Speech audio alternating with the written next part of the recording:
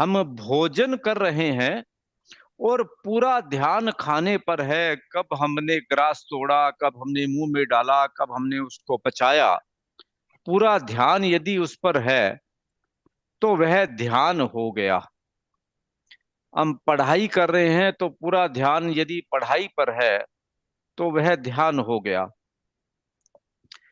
मैंने अनुभव में यह देखा है कि कई बार देखकर लगता है कि ये इतने बड़े व्यक्ति हैं, इंडस्ट्रियलिस्ट हैं, अधिकारी हैं, एग्जीक्यूटिव प्रोफेशनल हैं, ये इतनी चीज के निर्णय लेने में इतना धीरे धीरे आराम से कैसे निर्णय ले रहे हैं, उनको जल्दी क्यों नहीं है।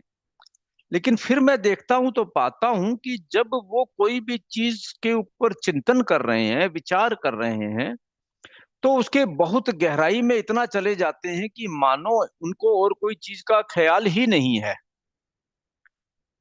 और फिर जो बात पकड़कर वो निकाल लेकर आते हैं और जो निर्णय वो करते हैं, वो निर्णय बहुत ही सॉलिड होता है, बड़ा ठोस निर्णय होता है। और वह जो सही समय पे सही निर्णय उन्होंने लिया, वह उनके पूरे प्रोफेशन की, उनके पूरे व्यापार की दिशा को और दशा को बदल देता है। एक आम आदमी में और उसमें वही फर्क होता है। हम भी वही सीखने की कोशिश कर रहे हैं। मैं यह तो नहीं कह सकता कि यह हमारा मूल लक्ष्य है, परंतु सांसारिक जीवन में, व्यवहारिक जीवन में जीते हुए इसकी भी हमें उतनी ही आवश्यकता है जितनी हमें अपने क्रोध पर, हमें लोभ पर, अपने भय पर विजय पाकर जीवन को और नई दिशा और नई गति देने की। तो इहलोक और परलोक सुधारने की जो बात कहते हैं, वह कोई अलग अलग होकर नहीं चलती है, वह साथ ही चलती है। इहलोक की बात हमारे सामने होती है तो हम ज्यादा उसके बारे में चिंतित रहते हैं। तो यहां से भी हम एक एक से शुरू कर लेते हैं, तो फिर आगे का काम अपने आप हो जाता है। फिर चाहे हम चल रहे हैं, खा पी रहे हैं, कुछ भी काम कर रहे हैं, व्यापार कर रहे हैं, अकाउंट्स कर रहे हैं, यदि हम ध्यान को केंद्रित करना सीख लेते हैं तो धीरे धीरे वह हमारे संस्कार में शामिल हो जाता है।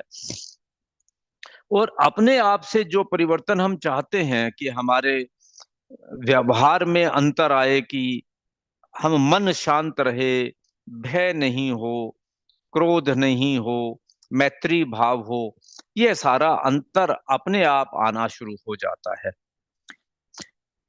हम यदि गहराई में उतरना चाहें तो उसके विशिष्ट प्रयोग हैं। आज मेरे मन में है कि हम अभय का प्रयोग करें।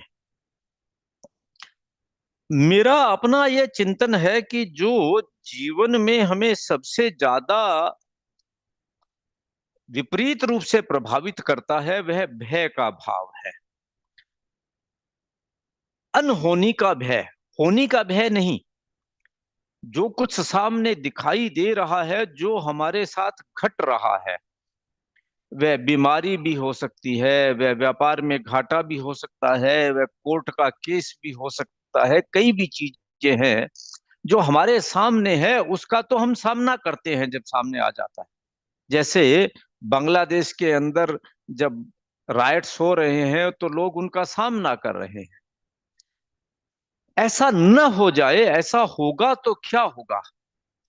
अनहोनी का भय, अंग्रेजी में जिसे कहते हैं फियर ऑफ द अननोन, कि हमारी कल्पना में जो भय रहता है वह हमें सबसे ज्यादा प्रभावित करता है, और जिसके बारे में हमें मालूम भी नहीं होता कि वह 24 घंटे हमारे साथ है।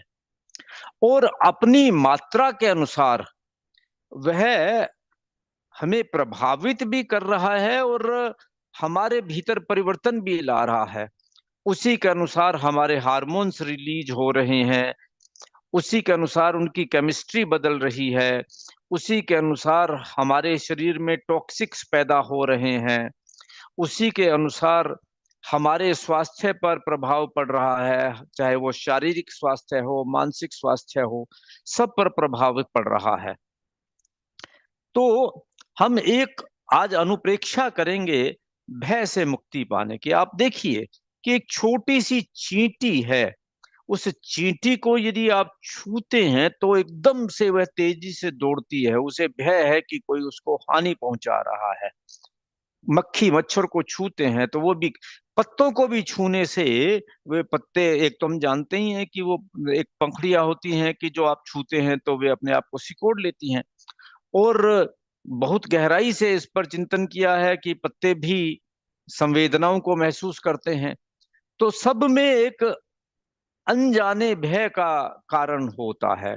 कोई भी जानवर हमारे ऊपर अटैक करता है, वह हमें खाने के लिए करता है ऐसा नहीं है, वो भय के कारण करता है कि यह व्यक्ति हमें नुकसान पहुंचाने वाला है। यदि इस शेर को भी विश्वास हो जाए, और जैसा कि बहुत ट्रेनर करते भी हैं कि यह मेरा शुभ चिंतक है, यह मेरे ऊपर आक्रमण नहीं करेगा, तो शेर उसका विरोध नहीं करेगा। ये भय का भाव है जो क्रोध को जन्म देता है, जो लोभ को जन्म देता है, जो हिंसा को जन्म देता है, जो घृणा को जन्म देता है, भय का भाव है। तो इस भय के भाव से मुक्ति पाने का यदि हम प्रयास करें तो हमारे जीवन में बहुत बड़ा परिवर्तन हो सकता है। तो आज भय की अनुप्रेक्षा करें।